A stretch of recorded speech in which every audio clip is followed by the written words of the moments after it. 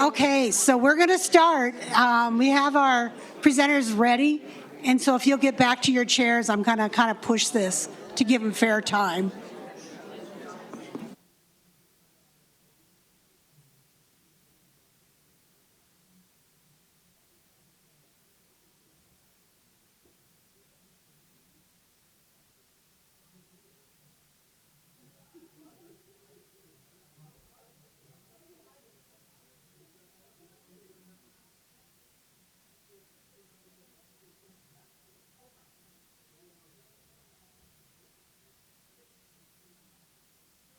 All right, I'm going to shorten my introduction part because I took time the next time. So the first time and not repeat everything I said at the beginning. But I will say each candidate will have 2 minutes to introduce themselves. But because we have two people representing each side, only one person gets to do the opening, one person gets to do the closing. We won't have four people doing an opening. Each candidate will have 2 minutes to answer the question. Did we provide a question in advance? No. Good, because I don't know what it is. There's none from us. We will take questions from the audience immediately. And then each candidate will have 2 minutes to respond to the question. They're going to have to decide who's going to respond because we will only have 1 2-minute response from each side. And then in closing statement, one of the two will make that. Am I confusing anyone? Okay, especially you guys. Again, I'm going to emphasize the courtesy. This is a somewhat contentious issue. And you know, these guys came up here to respond to that. And so we owe them time and courtesy. And I'm just going to repeat that again. So without further distractions, we are going to start with, are you doing it? Oh, no, Lori's. We're going to start with Lori to do her opening. And they are, well, you guys can say that, to introduce yourself. And that you are the pro side. Okay. And you guys are the originators, correct? Correct. We're on the ward working group. I'm Lori J., and I'm in the ward working group. Oh, you just stand. Oh, sure. Lori J., ward working group. Do you want me to begin? Okay. The Bozeman Water Adequacy Initiative is a citizen-led effort to help conserve Bozeman's finite water supply while providing much-needed affordable housing for the community. The initiative was written by an all-local, grassroots, multi-generational group of renters and homeowners. WARD was born out of the knowledge that Bozeman has finite water and therefore finite development footprint. We have growth in incomes that is far less than the growth in the cost of housing. And we have state regulations that prohibit Bozeman from charging fees to obtain affordable housing. WARD triangulates on these problems to create a mandate that gives the community more power in directing its finite water resources to housing the community needs. Because Bozeman sits in a closed basement for water rights, it is most efficient for the municipality to acquire rights and then allocate them as development occurs. This creates an, quote, inventory, if you will, of water availability. The city's cash in lieu of water rights program serves its purpose, and 99% of new development accesses water this way. WARD leverages the power of the city's cash in lieu program to require new development of 3 or more units to build 33% affordable housing. Dr. Kirk McClure, in a September 29th presentation here at the Bozeman Library, discussed his research, which includes Bozeman from 2000 to 2024. He concluded that there is no shortage of housing overall in Bozeman, but a mismatch between where the housing surplus is and where folks can afford to pay for housing. And that gap is too large to bridge with rent incentives. Bozeman, in effect, produces a superabundance of luxury housing with 20% vacancy rates and insufficient affordable housing. Okay, I'll stop. Sorry. Riley Rivers will do the opening statement. Very briefly before I begin, I want to clarify, I'm here representing Swimbia. With me tonight on the opponent side of this is Emily Talago, if you don't already know who she is. Volunteered to come here again, and as a group we decided that it would be best if there were two proponents and two opponents. I just want to clarify, I'm here with Swimbia and Emily Talago is here for Emily Talago. So with that, I'll begin. So good evening and thank you all for being here tonight. My name is Riley Rivers. I'm a born and raised Montanan and I'm a proud member of Swimbia. It's clear that everyone in this room is concerned about Bozeman and our affordability issues, and I certainly share that sentiment. We need to do better, and Bozeman deserves better than the status quo. I'd also sincerely like to thank all of the members of the Ward Working Group. It's very clear that you all care about Bozeman, and we can definitely agree on that. And we can agree that Bozeman's got affordability issues and that we need to tackle those, but we don't agree that Ward is the right solution. We believe it risks making things much worse. We have already tried restrictive policies like this in the past, and those have only created 17 homes over a decade. Once we moved to a collaborative-based approach in 2021, Bozeman has seen more than 1,700 affordable units built or permitted and in the pipeline. We have much more work to do, but we can't deny that progress is being made. Ward would move us backwards and it would add new risk. The Ward Group has not provided a feasibility study, no pro forma, and no numbers. I have asked for that. But I was told that builders could make 10%, but no one has been able to show that math. However, the economic planning systems did model this exact policy and found that it would raise the cost of market rate homes by $200,000 to $300,000 per unit. That is not speculation, that is data. This cost does not land on luxury buyers. It falls on working class families who don't win the lottery to get one of these subsidized units. Families are already struggling to afford Bozeman. I want to be very clear that Ward does not just hit large projects, it will make it virtually impossible to build single-family homes. Affordability mandates like this would apply at final plat, and builders who are working one or two lots at a time, they're going to be on the hook to do this. Only large corporations can absorb that kind of risk, and that is not how Bozeman was built, and thank God it wasn't. Throughout this initiative, the builders were not invited to collaborate on this, and we're the ones who build affordable housing. Bozeman deserves housing policy that's proven, feasible, and grounded in collaboration. Thank you. So we will go right to questions from the audience. So does anyone have a question? Go ahead, because I skipped you last time.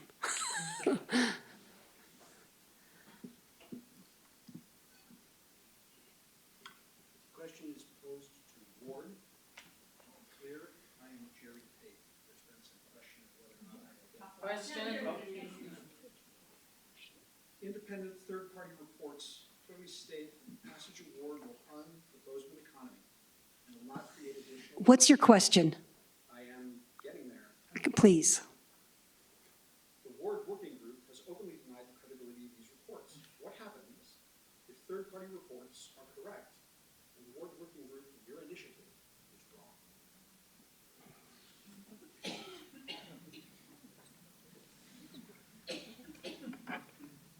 So it'll be Lori? Sure. Okay. How much time do I have? A minute or something? Okay, 2 minutes. Wrong in what way? I will clarify. May I? Yep, that would be great. Clarification and repeating from the beginning. The third-party reports clearly state that the passage of the Ward Initiative will harm the Bozeman economy and will not create additional housing. If that is true, what happens then? Thank you. So we've looked at a lot of those third-party reports, and a lot of them have some flawed data. So EPS was one report that the city put forth, and their conclusion was that all market rate housing, multi-unit housing, is losing money. If that were the case, we have probably, 4,000, you may know, 4,000 units in the pipeline. We would see them pulled from the pipeline because no investor or a group of investors would want to put good money after bad. So I think you have to really look at the reports that have been produced, and oftentimes what I've seen is that the city seems to want to have a result that they're trying to get to, and so those reports tend to track that desire. So then getting to your question, if Ward causes a, housing moratorium, is that? I didn't say that. Okay. Can you clarify, Madam Moderator? Yes. there were two questions, and there's more than one report. The housing report from the Housing Coalition involves Belgrade and a bunch of other people that have nothing to do with EPS, and they argue that this is highly damaging. So the question becomes, if it is enacted and damage occurs because the initiative was not correct and didn't do the right due diligence, Right. what then? Those reports are also on suppositions that we will not continue to grow, and so there will be no, desire to continue to grow in Bozeman. If they're true, I mean, I just can't, we've had experts look at this market in particular, and they do not believe that the Ward initiative will cause that kind of damage because we've got a surplus of housing on the luxury side, and we have a shortage on the non-luxury side. So it is possible for the luxury side of our housing market to continue to grow while creating affordable housing without causing that kind of a situation. So even though the question was not directed at Swimbia, they do have an opportunity, Riley or Emily, to respond. All right, I'll take that one. Emily Tlago, candidate for Bozeman City Commission. I think I got nominated because I was the first person to enter into the public comment into the record with deep concerns about this. So I just want to comment on the EPS report. So I served on the Midtown Urban Renewal Board for a long time. We actually, that is one of the places that they use tax increment financing that poor Doug last round. There's no way that you can go over all the nuance of TIF in 60 seconds, and I'm not going to try and do that now. But one of the things that we have to do is determine to make sure that we are not giving developers an undue amount in order to make a project happen. So we have to contract with a third-party economic firm. This firm has credentials. I think it's a cheap shot to say that they much some numbers or something like that. They have done work not just for the city of Bozeman, but municipalities throughout the country, and they're highly recommended. So insofar as looking at the pro formas, one of the things I did say to the group is, hey, because I know a lot of the people, they're my neighbors and my friends. I think that they're reasonable people. You show me a pro forma where it works, and I'll support this. To this date, and the time has unfortunately run out, I have not yet received that. And so if you actually have that information, that you say you have people who have looked at this, it's not in the policy brief. What is in the policy brief very clearly is a 2-to-1 ratio of potential consequences to potential benefits. So I want to be very cautious. I think it's very reckless for us to proceed with something without seeing any pro forma or numbers that this can actually work. Thank you. Is there an additional question? In the back, standing up. I guess my question would be, the past 10 years, I've heard people talk about housing affordability. Nothing has really changed. You say there's 1,700 houses available in the pipeline. What does that mean? And if nothing's changed, why should we expect it's going to change in the future? Thank you. Riley? Yeah, certainly. So I want to clarify, this is data from the city, but there are currently, since 2021, there have been 17 affordable homes built or in the pipeline at the affordability mandates that Ward calls for. I've actually been really proud. I've been a part of over 600 units with those, and that's I've been really proud to be a part of building those affordable homes. We're not done. We have not won the affordability crisis.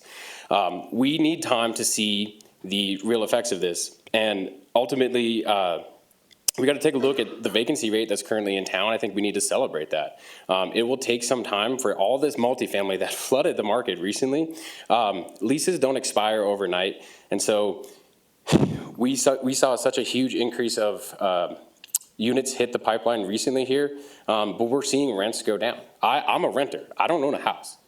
My rent went down. I was able to negotiate my rent down by $500 the last time they asked me to renew my lease. And so I would encourage anybody who rents, like myself, to go and negotiate your lease down right now, because there is, because of all these units that are built or in the pipeline currently, this is what the market does. The building community has stepped up to solve these issues, and we're doing it big time right now. We can't let a policy like board get enacted that is going to erase this progress. I'm going to be very clear. We have not won anything yet. We have to keep fighting, we have to keep building, we have to keep pushing to make sure that we can make Bozeman an affordable place to live. The last thing I'd say with this is, there's a lot of talk about supply and demand, and I'm just gonna say that Bozeman is not immune to the laws of supply and demand. We're seeing the effects of supply and demand in place right now, and we're seeing the positive sides of that. We've gotta keep building, we've gotta keep growing responsibly, and we have to be able to make it so that people can afford to live here in Bozeman.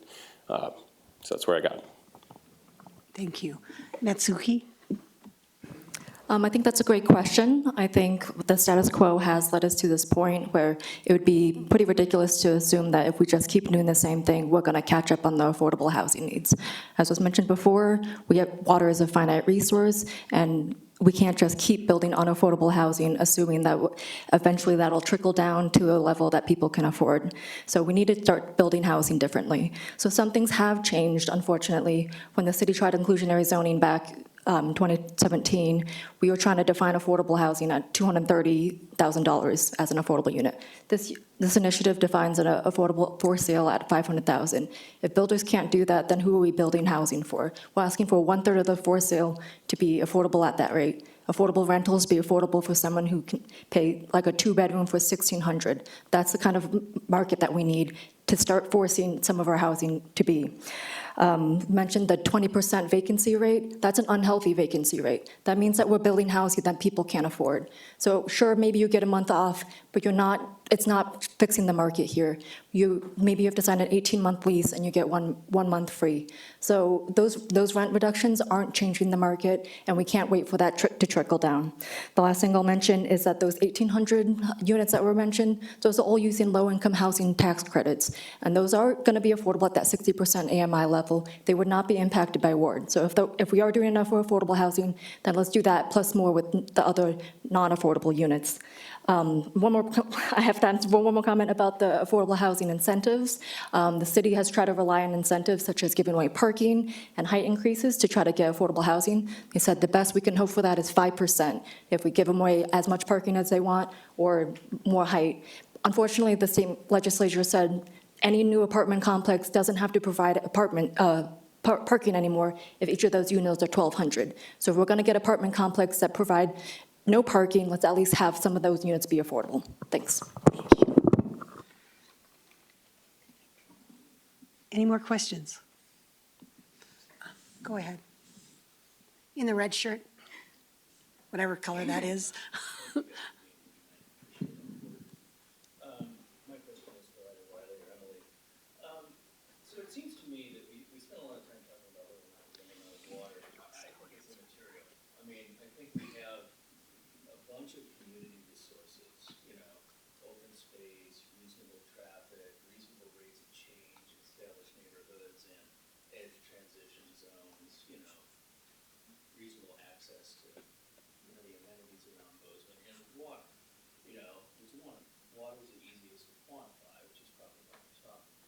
And your question is? I'm getting there, sorry. Here, I've got to tell you that.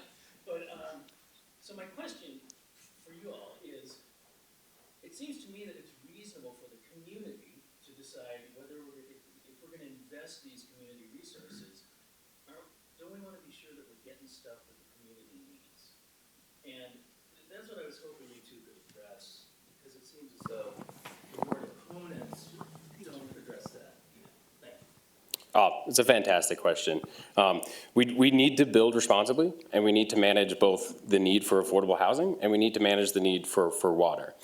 I want to be clear that ward is not a slam dunk. Ward doesn't guarantee that if this got passed, that on November 5th, we're going to see more affordable housing. I've asked the question, I don't understand how ward saves water unless it stops or slows down housing. And that's a question I'd love to have answered tonight. I don't understand how we can say on one hand that we need to have more housing, we need to have affordable housing, but we also, we can't, it takes water to have housing. We've got to take showers. We've got to be able to cook and eat. And so, ultimately, we need to take a look at the whole picture, which water is absolutely included. But let's think about what builders can already do right now to save water and build housing, which is what this initiative wants to do, but I'm going to say it falls short. We already use some of the highest efficient fixtures in our buildings to make sure that we save water. There's a new landscaping regulation guideline that I was a part of with the city that is saving so much water. I mean, landscapers use a lot of water. And now with some of the new work that the city's done and the conservation department, the great people, the new guidelines save a lot of water. So there's a way to build responsibly, and there's a way to conserve water while we build. But if we think that we're going to achieve housing affordability by restricting what is able to be built, and when the housing community is up here telling you that this just does not pencil out, I don't understand how we can say that this is going to create housing. How can we say that we're going to slow down housing when we're seeing progress being made and think that that's going to be a good thing? I don't understand how this initiative saves water without fundamentally destroying the progress that is being made. So we can look at how housing and water tie together in a separate issue. I'm open to talk about that some more, but ultimately, I don't understand how this issue is truly going to save water. Thank you. Matsuhi? Thank you for the question. Yeah, I agree that this is just one tool in the wider conversation. There's other things we need to do for water conservation. There's other things we need to do to protect our natural resources, wetlands, trees, and those other things we need to do to make housing look like what we want. So it's just one tool that we're trying to add to the toolbox, using our finite water and addressing the need for affordable housing. So in terms of how does it save water, right now, we've been, as was mentioned before, there's been talks about building a pipeline from Canyon Ferry, a multi-billion-dollar project that would sustain more growth here. Why did we talk about that? Because we have a finite resource here, and we were seeing a lot of growth. And so maybe we don't need that now, but maybe the city will bring that up again in another decade. So we need to talk about a long-term conversation about what we're saving that water for. Are we just saving it for more housing, and that housing is unaffordable and sitting vacant or, not accessible to our workforce? We need to build housing that people can live in. If we only build unaffordable housing, then we'll keep saving water for more housing and then be in the same situation where we have to save more water to build more housing. So the part of this conversation is saving water not just for housing, but how do we save water in the wider conversation about for ecological resilience, for watershed, for our aquifer. How do we save water in a long-term way, especially as climate becomes more unpredictable? So we can't only save water to build more housing, especially if that housing's unaffordable. One person said a comment about one way that we can make housing more unaffordable is by making the Gallatin Valley a hellhole. Is that what we're trying to do? So we need to have a conversation about how do we protect those resources that are precious to us, including our green spaces, our waters, our rivers, our aquifers. All right, go ahead. This one will be way more simple, I swear. Will this reward generally cause less housing to be built overall, in totality? That's it. That's my question. Simple. And we're going to start with you guys. We're going to start with Lori then. Oh, we're not. Natsuki. Sure.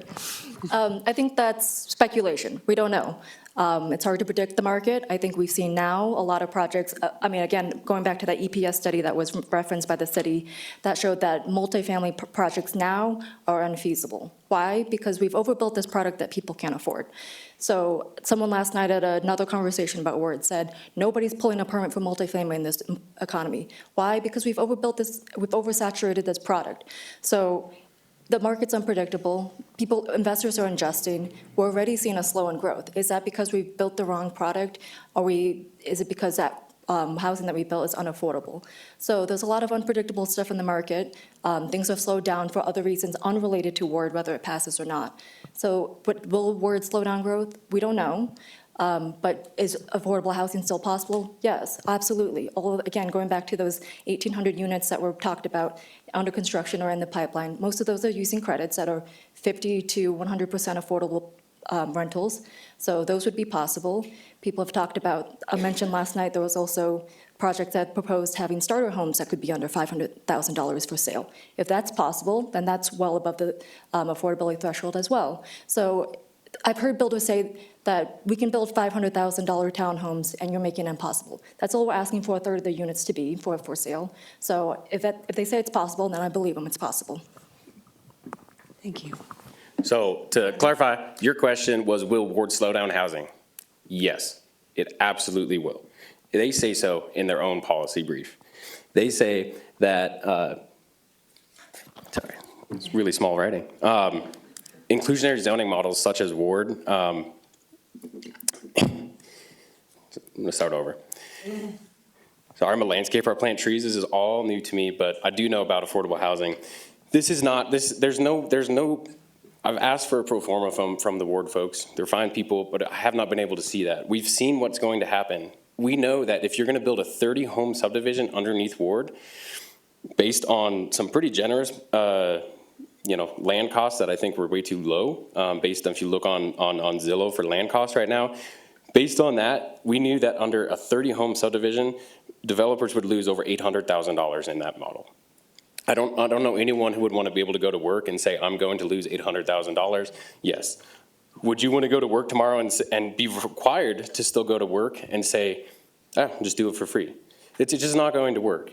And so we need to take a look at how we can increase housing affordability and housing overall for the community. Supply and demand, it applies to Bozeman wholly. We are on the up and up, seeing what is happening when we increase that supply.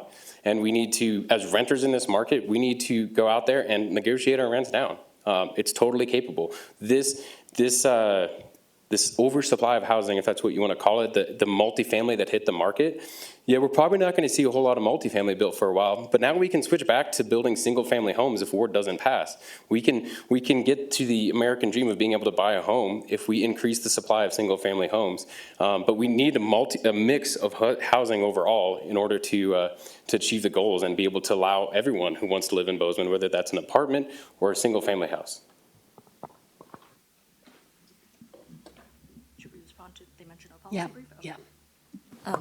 I think he didn't finish responding to the policy brief, but I think he was saying that we said that some overall total units might slow down compared to, I forget the exact wording, but I mean, with a 20% vacancy rate, again, if we have an overall slight decrease, who knows, again, that's speculation, but more of them are affordable, a higher ratio is affordable, and I think that's a net positive. So if it's more affordable, especially to the people who need it, then, and those fewer of those units are sitting vacant, unaffordable people, then I think that would be okay, but we don't know that's gonna happen. Do we get the same amount of time?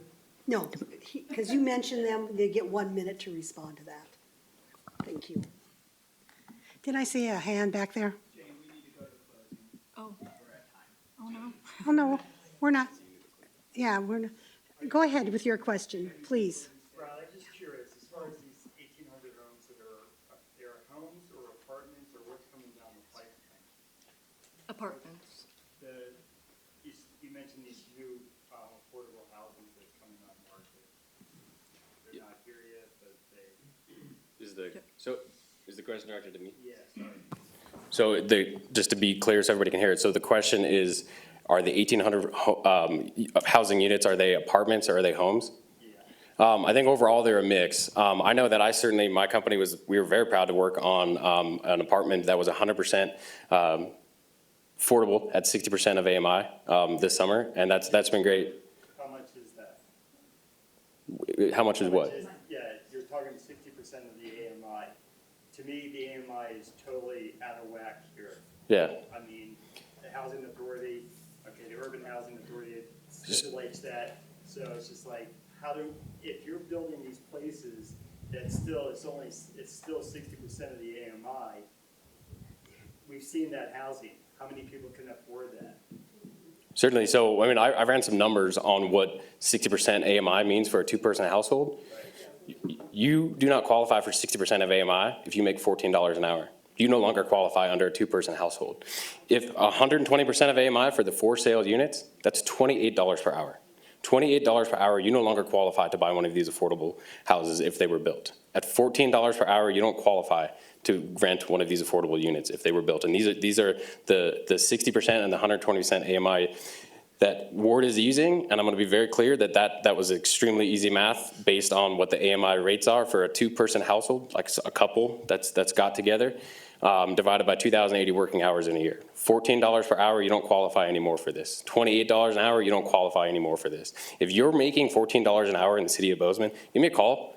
The minimum wage of Rivers Landscaping is $27 an hour. So if you're making $14 an hour, I'd love to have a conversation with your boss about paying a reasonable wage. But under this initiative, the only people who would qualify to live in these, if you get past some of the legal issues that may be there, would be people who make less than $14 per hour. And if you make $28 per hour, there are members of this group who are quoted in the Bozeman Daily Chronicle yesterday as saying, if you can afford one of the market rate units, it is okay that you get to pay for that. There are members of this group that say, if you make $14 per hour, it is okay that you get to pay the extra burden that is put on this. If you make $28 per hour, it is okay that your single family home will get stuck with $200,000 to $300,000 in extra. So when I hear someone say, who does this get passed to? It gets passed to anybody who makes $28 an hour or more. $28 an hour or more, and you don't get to buy one of these homes. You guys want to respond? I guess to respond to the original question, the $1,800 unit number is referring to all rentals. Currently, the city of Bozeman has incentives for rental units. They don't really have a way to address for sale since inclusionary zoning got banned. So those are all rentals that are either under construction or in the pipeline. And most of those units are using the low-income housing tax credits, which is at 60% AMI affordability. So those would still 60% AMI is one person making around 50,000. I guess for two people, I don't remember exactly how much two people are, but it's yeah. So one person, but that's total. Okay, but to go back to, I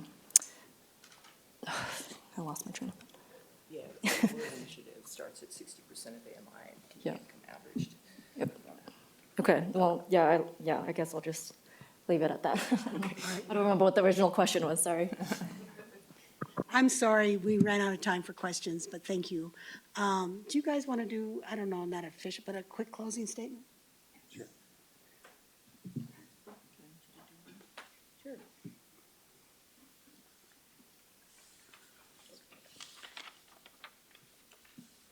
All right, all four, just down the chute? No, got to do one, All right. one of you. If you vote no for Ward, it does not mean that you accept the status quo. It does not mean that you're a developer. It does not mean that you are happy with the way that this city has been going. If you vote no for Ward, it means that you gathered a set of information, you researched your own facts, and you decided that that was what is best for Bozeman. I strongly encourage people who are concerned about this community, people who want to buy homes in this community, people who work in the construction industry, people who are supported by the construction industry. I strongly encourage everyone to vote no. And I absolutely open this up to anyone in this room and absolutely to the Ward Working Group who cares about affordable housing. I'll be the president of SWMBA next year. Let's get together. Let's actually work on housing solution. I mean that wholeheartedly. I'd love to do that. Whether Ward passes or not, we've got a problem that we need to handle. And we're the people who can swing the hammers. We should have been consulted on this. We can come up with better policy together. And the last thing I want to say, there's been a lot of talk about who SWMBA is. I am extremely proud to be a SWMBA member. I've been a SWMBA member for over 5 years. We're the people who put our boots on every day. We go to work. We swing the hammers. We plant the trees. We paint the houses, we put up drywall. We're the people who have built this community since 1978. We are quite literally the people who are in line at Town Pump in the morning to get a hot case burrito and a Red Bull on our way to the job site.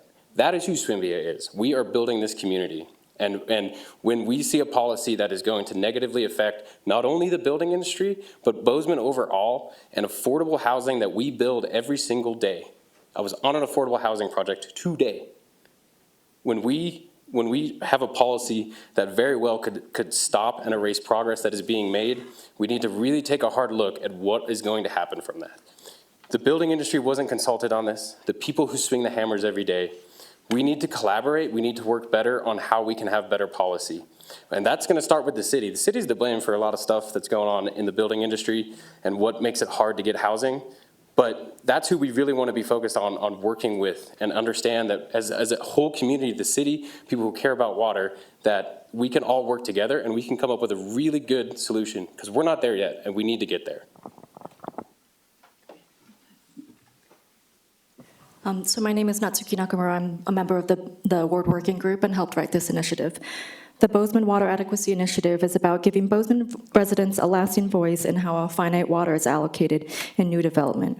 Ward is an opportunity to get a better balance between affordable, market rate, and luxury housing, and ensure that the water is allocated to the housing the community needs.